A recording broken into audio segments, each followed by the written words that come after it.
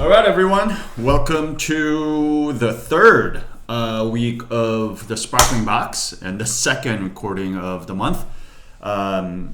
We are watching. If you're watching this on Wednesday, then I am deep in. I'm on a boat somewhere in the Palawan, going from El Nido to Coron in Philippines, and that's why I can join you while on this tasting. So I'm sending out a recording instead, but. Yeah, I'm making this recording on the 9th. It's a Sunday the 9th. I take off for the Philippines tomorrow. So yeah, we'll see how it goes. But but if you have any questions, feel free to shoot me an email as soon as I see them. Whenever I get in front of Wi-Fi and internet, I will reply back when I can. But yeah, just a few announcements before we get started. So all the invoices went out last week on the 15th.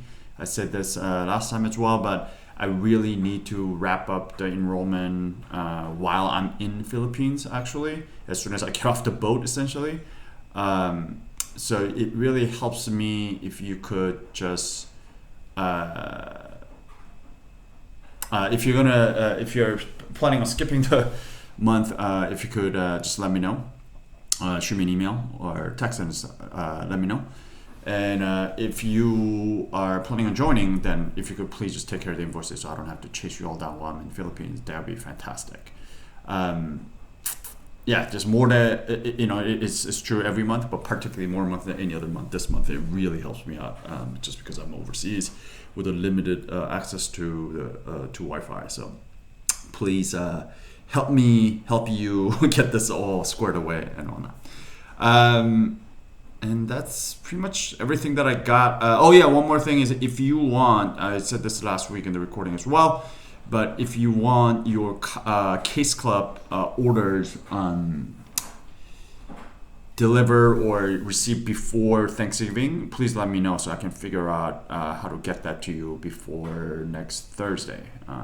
So yeah, if you participate in Case Club and if you want those wines before actual Thanksgiving, then please do let me know so I can get that all squared away. But that's all I got in terms of all the announcements. So yeah, let's get to the wine. Pretty excited about this wine, actually. This wine kind of shocked me.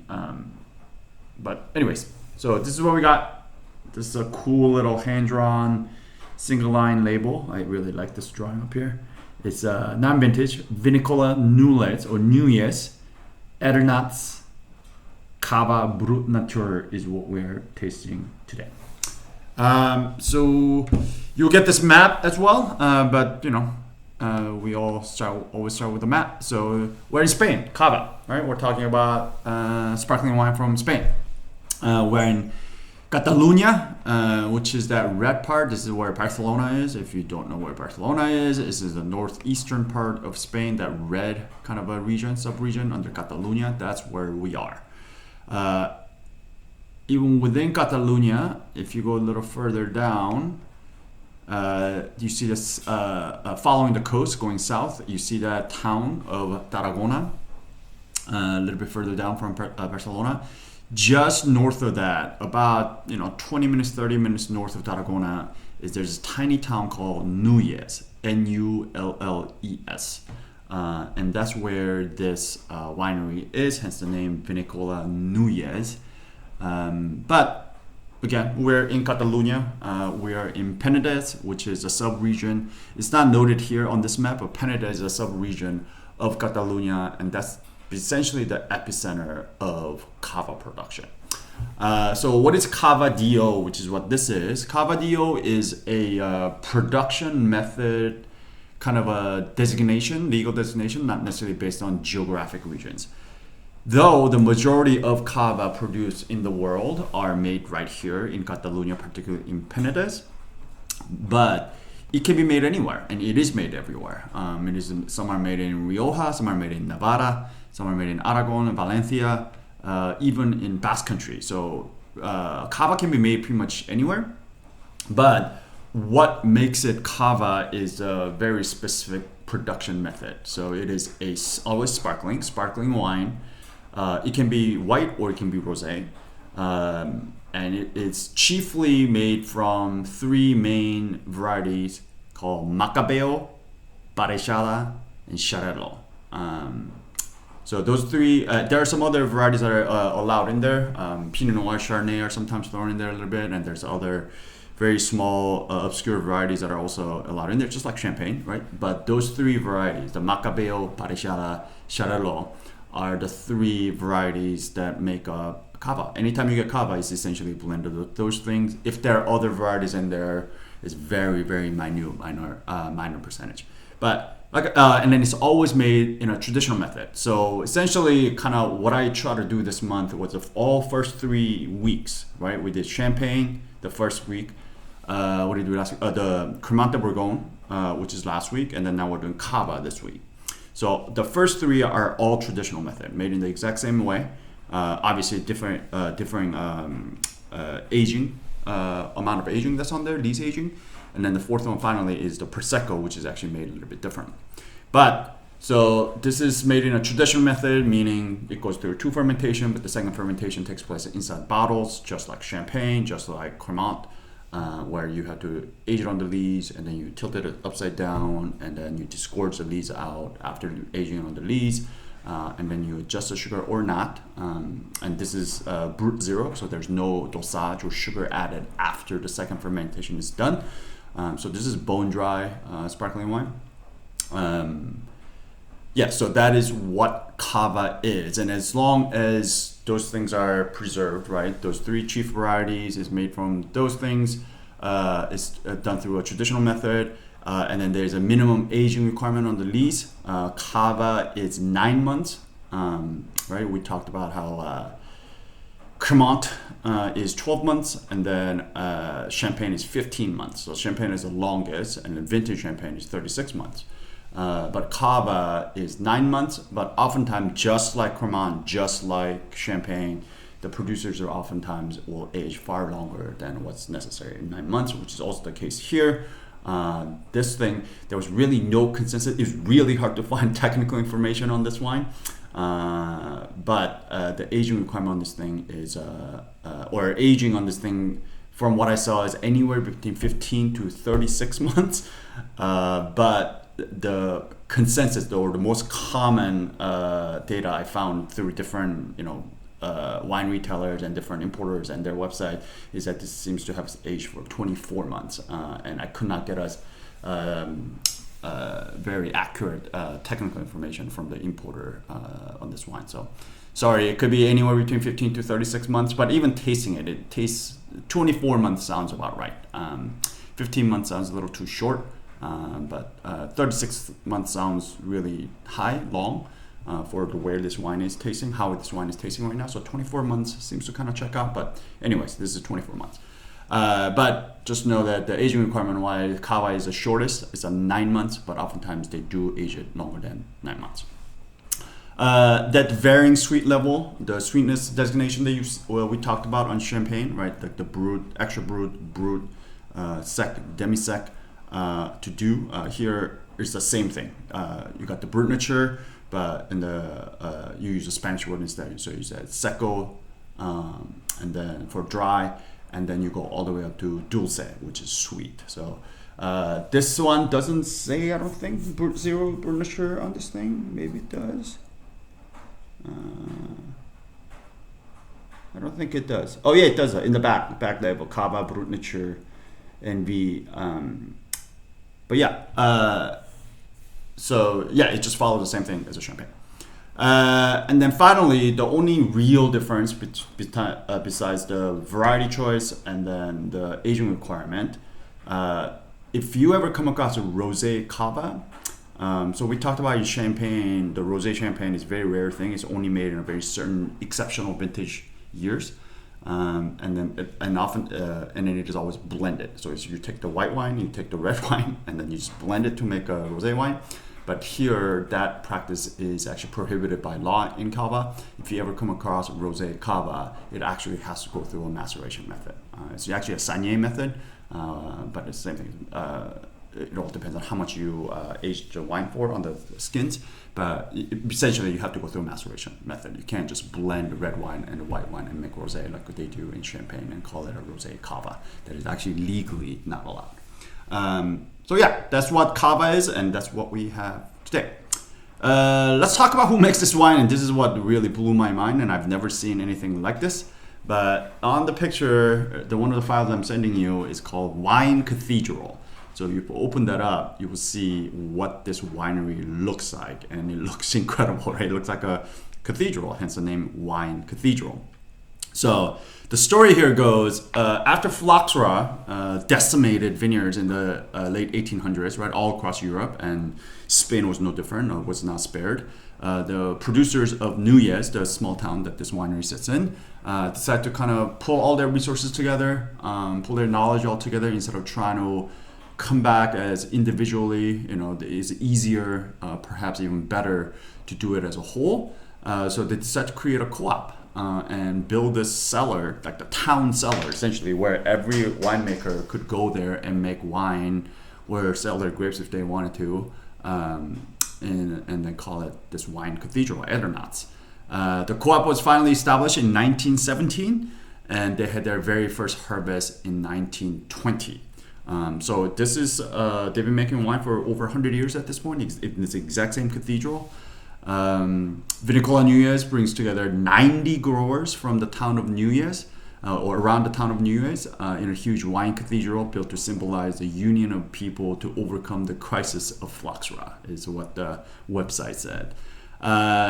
Over 100 years later, they're still using the exact same method, same tanks that were built 100 years ago, and making it a very traditional way.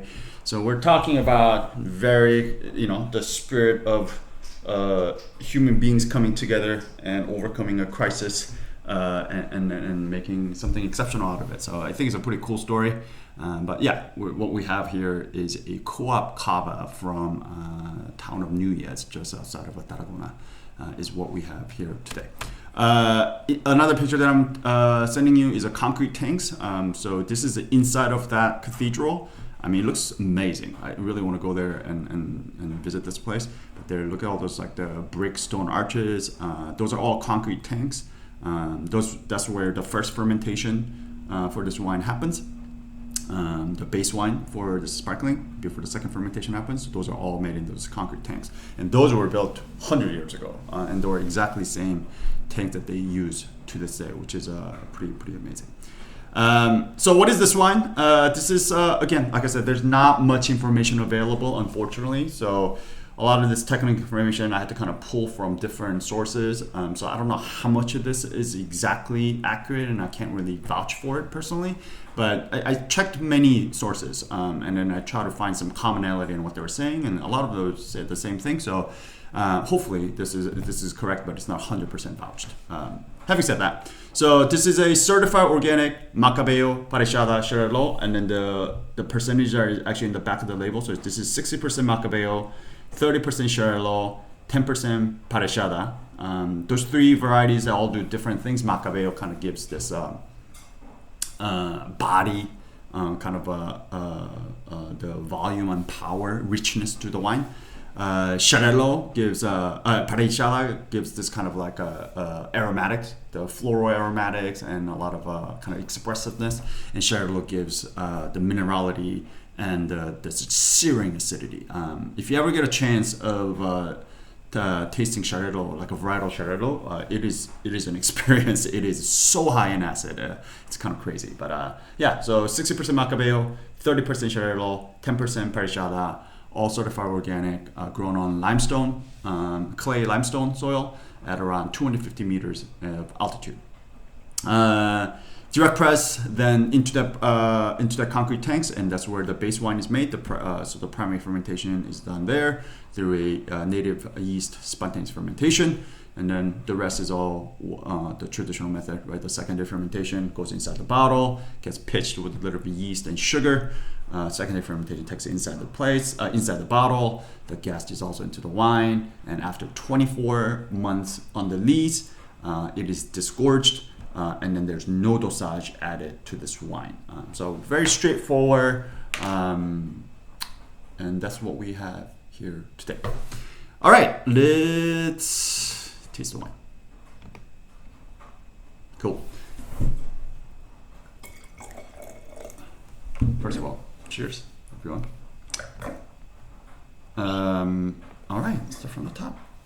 This one is definitely clear. There's nothing hazy about it. I know that this one is not filtered or fine, but it's sat on the lees for a long time and it gets disgorged, and that's how I get rid of lees. Again, goes to show, oftentimes filtering is just it's a cheat. It's a fast way of getting rid of stuff in the wine. If you let it sit and let it settle, and then you were able to take the wine off, like rack it off, or in this case, disgorge the lees off of it, you'll often get this much clarity on it. So it really depends on the patience you have. But yeah, even without filtering, without fining, you were able to get this clarity. So yeah, this one is clear. Color-wise, there's not a whole lot of color here. I would call this, I don't know, medium lemon. So maybe medium minus lemon even. So yeah, not a whole lot of color. There's some bubble, definitely presence of bubbles. I see some fine prickles coming up, bubbles consistently coming up. I see them coming up in a lot of different places, all kind of coming up at once and collecting on the surface. And we talked about this with the champagne very first week. The bubbles seem to be a lot more persistent, right? Like they're just single, or there's a couple of streams that are coming up. Very fine prick because it spent the most amount of time, 36 months. This is, we're saying 24 months. And the same thing happened with the Cremant last week, where the bubbles are just a lot more dispersed and coming up all at once. Nonetheless, they're still very fine prick, fine point bubbles. It's not like when we get to Prosecco next week, you'll see the bubble quality, how it comes up. It changes because it has spent the least amount of time dissolving into the wine. So. But yeah, definitely a presence of pétillance in the wine. All right, let's go to the nose.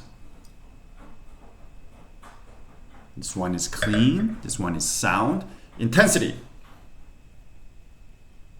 Like I'm here, and this one, my one is also very cold. I'm displaying it here, so it's like a few inches off. I'm gonna call this a medium plus. Medium plus intense aromas of right now. Not much floral. I guess a green fruit. Yeah, I guess some pear. Yeah, maybe pear, maybe literal green apple. Nothing too super expressive. Definitely get some citrus. I get some lemon. I get different kind of a citrus quality than what we've seen last 2 weeks. I get like a little more like grapefruity kind of a citrus quality. Definitely lime, maybe touch of grapefruit, things like that. No red fruit, no tropical, no stone, no black fruit. The fruit quality here just seems fresh, ripe, maybe even touch underripe. But yeah, nothing crazy here. Nothing herbaceous, nothing too herbal. Pungent spice, no spice. Little bit of minerality, not superly mineral, but I do see a little bit of rockiness, a little bit of maybe crushed rock or something, maybe a little rock dust on here. Secondary, I don't like on the nose. I don't get a whole lot of autolytics here, and this is what I was kind of saying. Like the 36 months, we saw 36 months with the champagne the first week. Very first thing that came out, I think it was Maggie who did the nose. She said the bread, right? The bread dough. That was the first thing that she heard. But in last week, it was 24 months as well, but not hugely autolytic here. I'm gonna call this. I can tell that it's seen some lees aging here. I do that little bit of like that bread dough, little bit of that brioche kind of a thing coming up here, but not super over the top. So maybe it's not 24 months, maybe it's 18 months, maybe that 15 months is right, but 15 months sounds pretty low. It seems a little bit more than that. I'll talk more about this when I get to tasting it, but I get a little more autolytics on this wine on the palate than I do on the nose. But on the nose, there's a faint hint of autolytics, but anything crazy. No MLF, no oak, definitely no tertiaries here. Very straightforward, kind of a touch of green fruit, touch of the citrus fruit, the lemon, and then there's a touch of the grapefruit that I get on the here. Nothing much really happening here. A little bit of a minerality, and then some autolytics is what we got here. Right, let's get to the palate.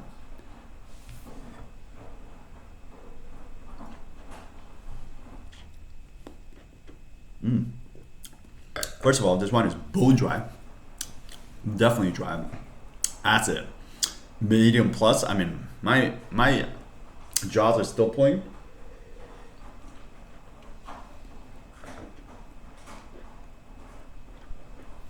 Yeah, definitely gonna call it medium plus. Tannin. No tannin here. We're gonna talk about that. Alcohol. I cheated earlier when I was getting the label, the varietal, the composition. I saw it, but it checks out 11.5. I was gonna say like 12%, like right down the middle. It's what we would expect. So yeah, medium alcohol, even like lower in the medium. Body.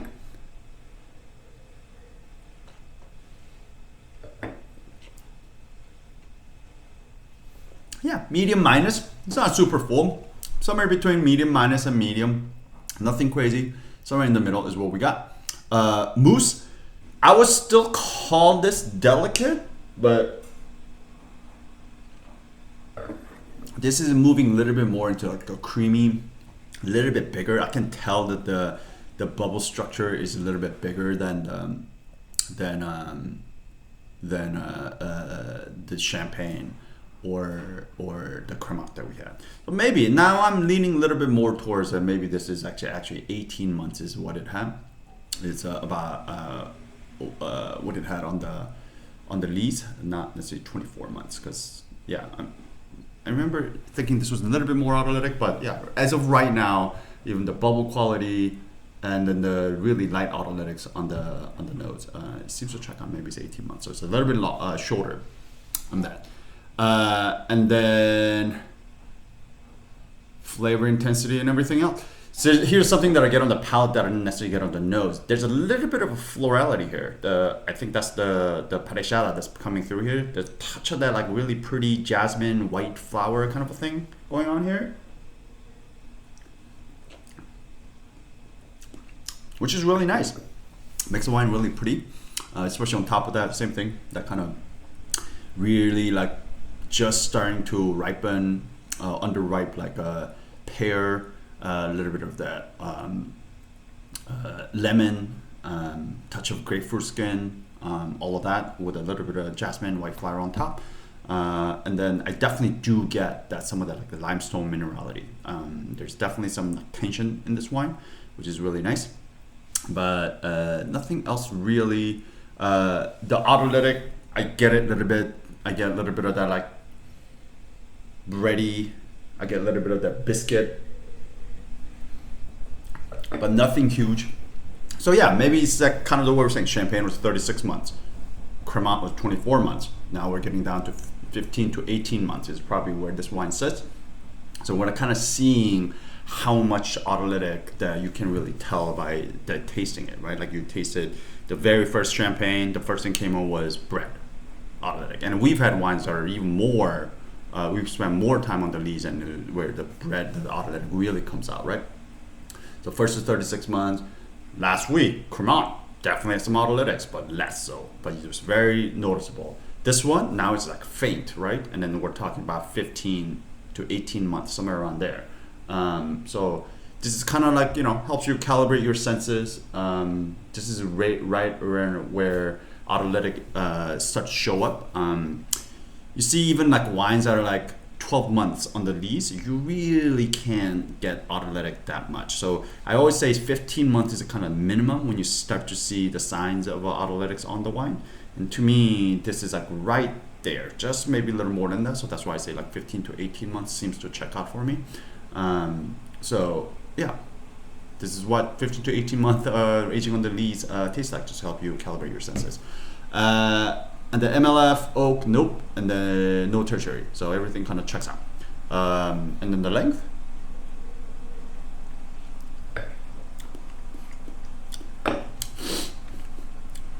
Kind of just equates, but not super long. I'm gonna call this like medium.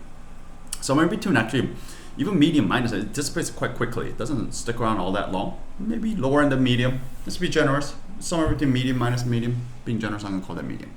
All right, let's take it home. Take it home. This wine balanced. Yeah, absolutely. I think everything is in balance. Nothing here seems to stick out very too much. I mean, acid is high, but it's not like out of this world. It's crazy. So definitely balance.